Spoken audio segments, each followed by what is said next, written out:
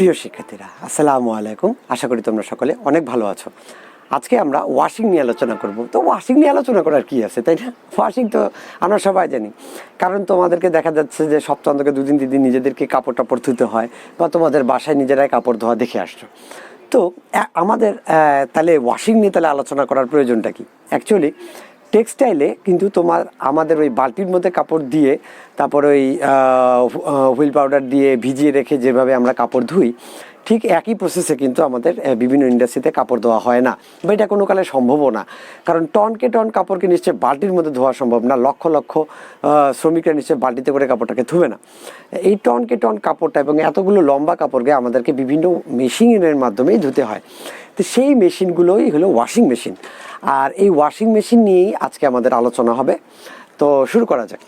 Washing, হ্যাঁ, ওয়াশিংয়ের সংজ্ঞাটা কি? সাধারণ অর্থে ওয়াশিং বলতে কিন্তু কোনো কিছুকে ধোয়াকেই বোঝায়।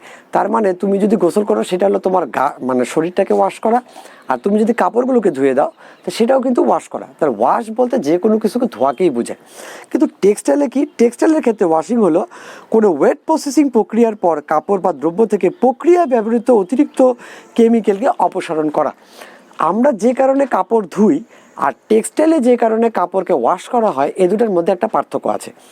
এই পার্থক্যটা কি? আমরা কাপড়কে ধুই হলো অনেক দিন ধরে ব্যবহার করার ফলে কাপড়ের মধ্যে যে ময়লা ধুলোবালি তারপরে তেল এই জিনিসগুলো যে আটকে যায়, সেই জিনিসটা থেকে দূর করার জন্য আমাদেরকে কাপড় ধুতে হয়।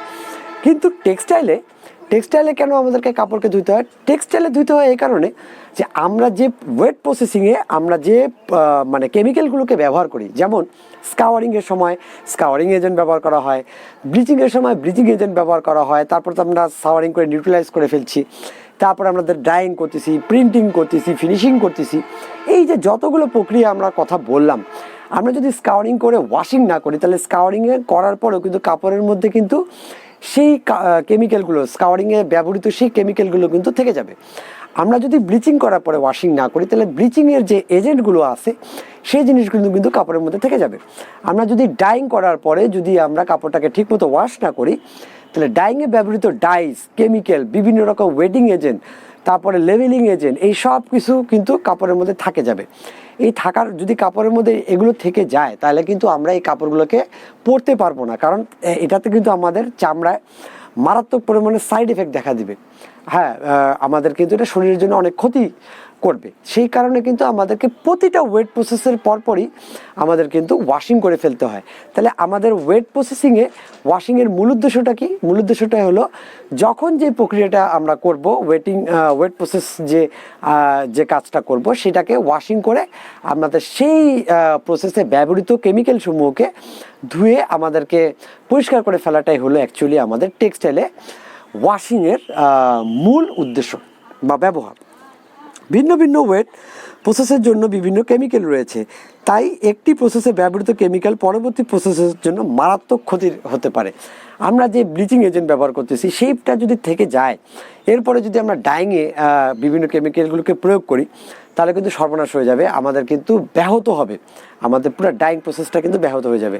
তাহলে অবশ্যই আমাদেরকে স্কাওয়ারিংয়ের পরে স্কাওয়ারিং এজেন্টগুলোকে দূরীভূত করতে হবে, তারপরে ব্লিচিংয়ের পরে ব্লিচিংয়ের এজেন্টগুলোকে দূরীভূত করতে হবে, যাতে আমরা পরবর্তী প্রসেসটাকে ঠিক মতো সুন্দরভাবে করতে পারি। এতে কিন্তু আমাদের কেমিক্যাল খরচটাও কমে আসে। নেক্সট প্রসেসের জন্য আমাদের কিন্তু কেমিক্যাল খরচটাও অনেকখানি কমে আসে। তো এই ছিল অ্যাকচুয়ালি আমাদের ওয়াশিংয়ের সংজ্ঞা বা টেক্সটাইল ওয়াশিংয়ের উপরে একটা মূল ধারণা।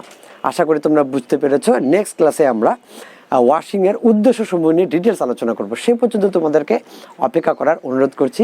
সে পর্যন্ত তোমরা ভালো থাকো, সুস্থ থাকো, আর আমার জন্য অবশ্যই দোয়া করবা। আসসালামু আলাইকুম।